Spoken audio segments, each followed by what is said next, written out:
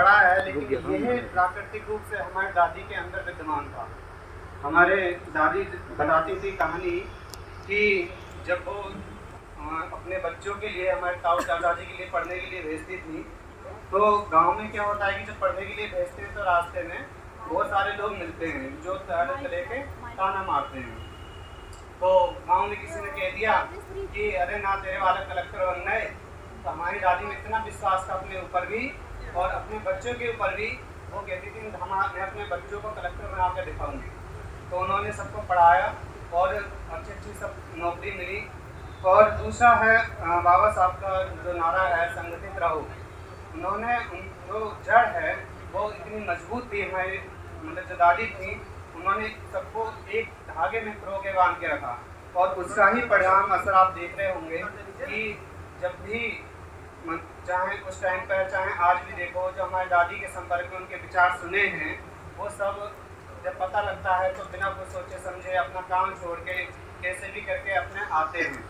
तो संगठन में बहुत ज़्यादा ताकत होती है। आपने देखा होगा जैसे जंगल में क्या होता है कि जब से शिकार करता है और जिस जहाँ जो अकेला होता है पहले उसी पर शिकार करता है, लेकिन अगर दो जो भैंसे हैं, 4-5 भैंसे, अगर उन पर भी शिकार अगर से झपट्टा मारा, लेकिन अगर उन्हें संगठित हो गए वो पांचों भी, तभी से धुंधवा कर भाग जाता है। तो हमारी दादी ने यही कहा है कि सब मिलजुल कर रहो, प्यार से रहो, अपने ही काम आते हैं, इस टाइप से। तीसरा क्या है, बाबा साहब का नारा संघर्ष करो। तो जो संघर्ष है वो तो सबको पता ही है, जो संघर्ष करते हैं उसका परिणाम भी बहुत अच्छा होता है। और मैं अपने सारे छोटे बहन भाई और सभी लोगों को बताना चाहूँगा कि जो शिक्षा है उस पर हमेशा अमल करना चाहिए, उसको पढ़ना चाहिए, क्योंकि हमारे पास जो कुछ भी लेकर है वो शिक्षा ही है, जिसको पाकर ही हम एक छोटी जगह से बहुत ऊंची जगह पर जा सकते हैं।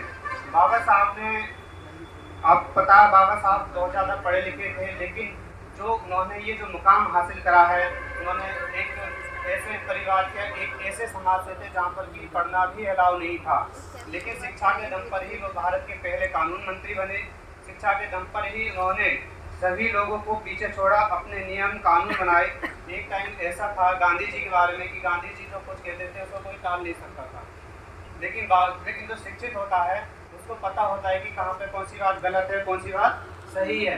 तो गांधी जी के जो नियम थे, गलत नियम भी सब लोग मानते थे, लेकिन बाबा साहब ने गांधी जी के नियम को भी गलत बताया। उन्होंने सीधे बोला कि जो महात्मा गांधी जी हैं उसके लिए पूरी दुनिया, पूरा देश महात्मा बोलता है, लेकिन मैं उन्हें कभी महात्मा नहीं बोलूँगा। वो हमेशा गांधी जी को गांधी जी ही कहते थे, क्योंकि जो गांधी जी का जो मोटिव था, उद्देश्य था, वो बाबा साहब जानते थे। तो पढ़ाई में, शिक्षा में बहुत ज़्यादा ताकत होती है।